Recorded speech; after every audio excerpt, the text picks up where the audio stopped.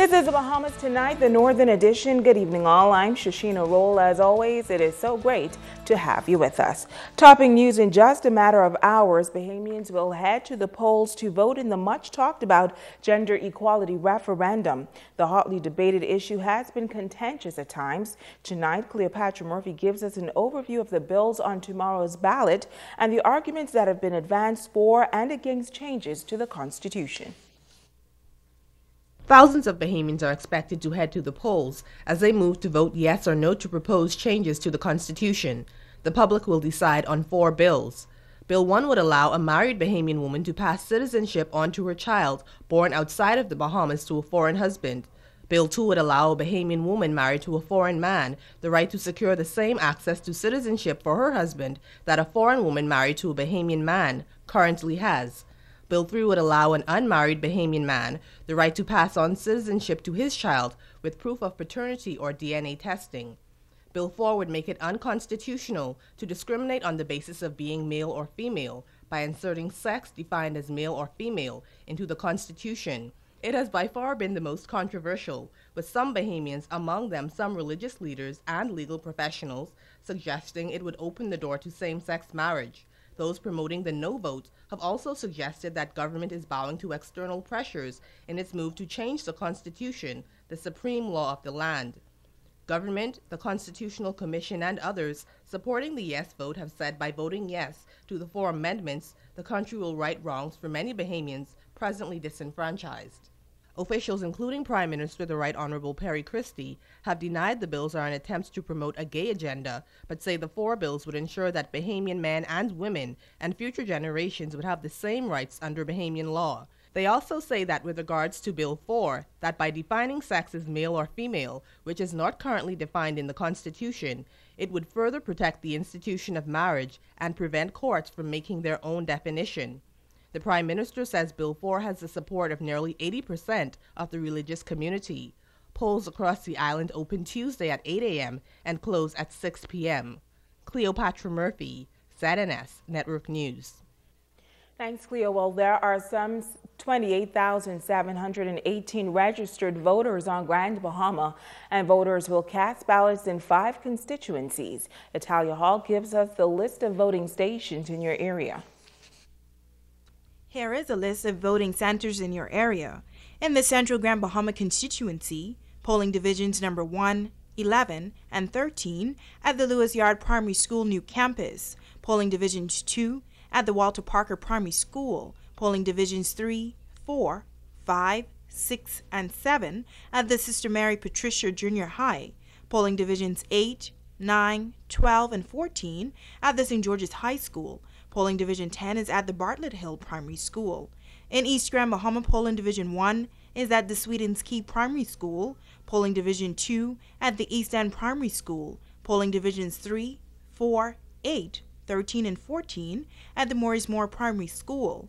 Polling Division 5 is at the Warda and Maurice Moore School. Polling Division 6 at the East End Junior School. Freeport Primary will house Polling Division 7, 9, 11, and 12. and polling divisions 10 and 15 at the Walter Parker Primary School. In the Marco City constituency, polling division number 1 at the Maurice Moore School, division 2, 3, 10, 11, 12, and 14 at the Jack Haywood High School. Mary Star of the Sea School is the polling center for polling divisions 4, 9, and 15, polling divisions 5 and 6 at the Walter Parker Primary School, and polling divisions 7 and 8 at the Sunland Baptist Academy School. In the Pine Ridge constituency, polling divisions 1, 2, and 13 at the Hugh Campbell School, polling divisions 3, 9, 11, and 12 at the Jack Hayward High School, polling division 4 at the Church of God Hawksbill, polling divisions 5, 6, and 10 at Tabernacle Baptist Academy, polling divisions 7 and 8 at the Susan Wallace Community Center. In the West Grand Bahama and Bimini constituency, polling divisions 1, 2, and 3 will be at the West End Primary School, polling divisions 4 and 5 at the Holmes Rock Primary School. Martintown Primary will house polling divisions 6 and 7. Over in Bimini, polling division 8 will be located at the Louise MacDonald High School, polling division 9 at St. Stephen's Anglican Church and Parish Hall, Polling Division 10 at the Roman Catholic Church Hall, and Polling Division 11 at Mount Zion Baptist Church Hall. Polling Divisions 12, 13, 14, and 15 at the 8 Mile Rock High School. All polls open at 8 a.m. and will close at 6 p.m. Reporting for ZNS Network News, I'm Natalia Hall. Well, all government schools will be closed June 7th to facilitate the constitutional referendum. The following private schools will also be closed tomorrow: Bishop Michael Eldon School, Mary Star of the Sea Catholic School, Sunland Baptist Academy, St. Paul's Methodist College, Tabernacle Baptist Academy, and in Abaco, St. Francis de Sales Catholic Schools. Classes will resume on Wednesday. Meantime, the Parliamentary Registration Department advises that registered voters should be allowed 2 hours off from work in addition to the normal lunch hour for the purpose of casting their vote. Now, this does not apply to any employee whose work schedule on polling day commences at or after 10 a.m. or concludes at or before 4 p.m. Now, despite the controversy surrounding tomorrow's referendum, the Deputy Prime Minister says it will be historic for several reasons. Here's Joan Davis-Roll with this report.